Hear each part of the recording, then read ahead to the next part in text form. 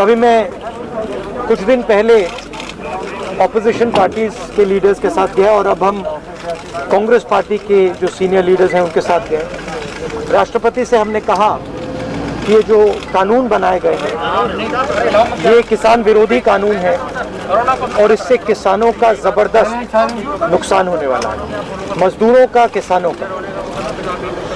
सरकार ने कहा था कि ये कानून किसान के फायदे के हैं और देश को दिख रहा है कि किसान कानून के खिलाफ खड़ा हुआ है। और मैं प्रधानमंत्री जी से कहना चाहता हूं कि ये किसान हटेगा नहीं।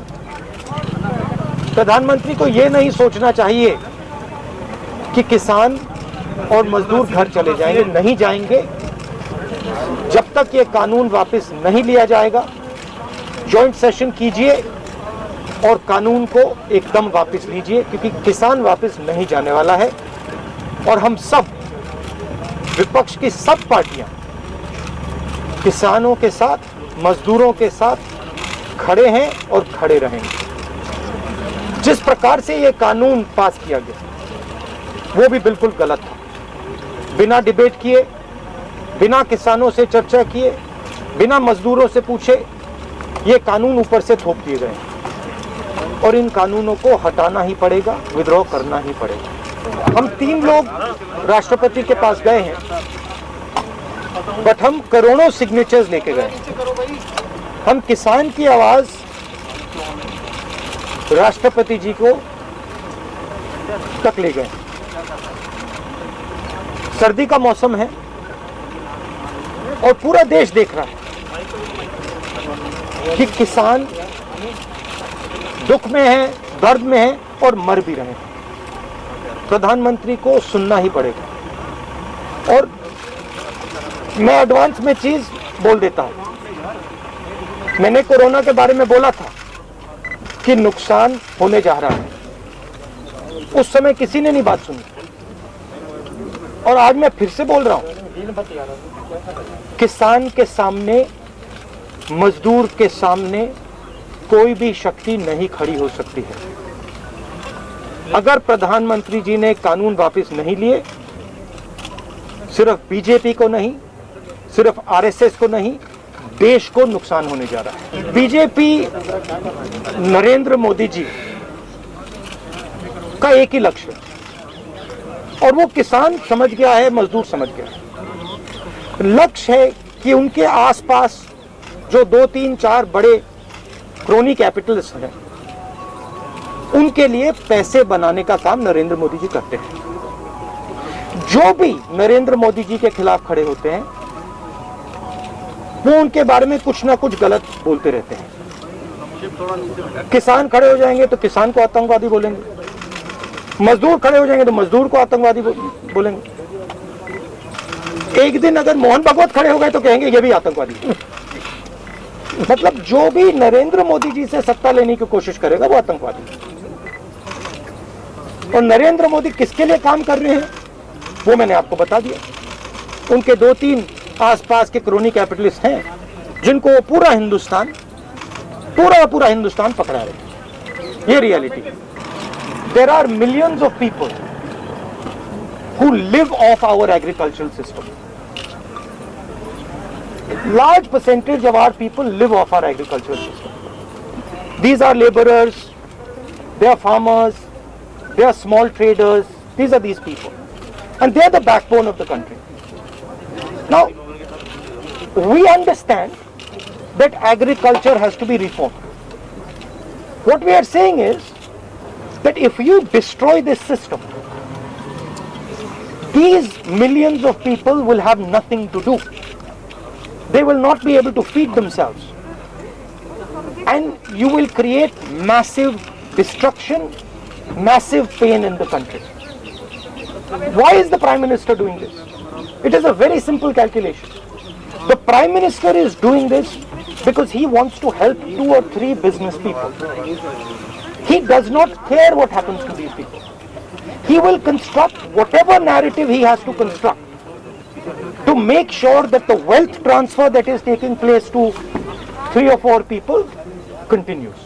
He will call people terrorists. He will call people anti-nationals. He will call people criminals. He will do whatever he has to do to transfer the wealth from these people, the backbone of this country, to those people. 3 or 4 of them, 5 of them. And that's the crux. And we are fighting this. We are saying that in India, where you have destroyed the agricultural system, will not function. Just like I said, take Corona seriously. Corona is going to kill people in massive numbers if you do not act. At that time they said, you know, scaremongering. Now they're not saying scaremongering. When I suggested to the Prime Minister that do not do this in a centralized way, give power to the chief ministers, he didn't do it. He caused thousands and thousands of people to die because he didn't do it. And then afterwards, after I said it in the press conference, he did it. So the point is, you have an incompetent man who is controlled by certain other people. This is what India has to understand. This is what all youngsters have to understand. You have an incompetent man who doesn't understand anything, running a system on the behalf of 3 or 4 other people who understand everything. And their aim is to take huge amounts of money from the poor people of India and put it in their pockets. And that is what we are fighting. And frankly, it doesn't matter what you think right now, because all of you will face this. There's not going to be a single person in this country who's not going to face this. If you're a farmer, you will face it. You're a small businessman, you will face it. You're a journalist, you will face it. This is an assault on the idea of India. That is why we're standing here. That is why I've gone to the president. That is why we've signed these forms. We are not allowed to go out. We are not allowed to go out of the ICC office. The police stops us from going out. Why don't you let us go out? Why don't you let me go and tour in the states? See what happens. Every single farmer of this country, every single labor of this country stand up. But आप police लगवाते हो, हाथरस जाते हो, arrest करते हो, तो AIC से हमारे एमपी को बाहर नहीं निकलने देते हो, और फिर कहते हो कि भैया मतलब सब कुछ ठीक है. और prime minister needs to realise that there is a limit to this. आपने थोड़ा सा करना है, आपने 2-3 लोगों की मदद करनी है, थोड़ा सा करना है, आप कर सकते हो. बट जिस प्रकार से नरेंद्र मोदी कर रहे हैं, मैं फिर से दोहरा रहा हूं, हिंदुस्तान के किसी भी युवा को रोजगार नहीं मिलेगा. सारे छोटे बिजनेस, सारे मिडिल साइज बिजनेस खत्म हो जाएंगे. और दूसरी बात याद रखिए, जिस चीज को आप सब भूल गए हैं, चाइना बॉर्डर पे बैठा है. चाइना ने हिंदुस्तान की हजारों किलोमीटर जमीन छीन ली है. प्रधानमंत्री उनके बारे में क्यों नहीं कहते? उसके बारे में चुप क्यों है? तो मेरा कहना है कि पूरा का पूरा कॉम्बिनेशन बन रहा है.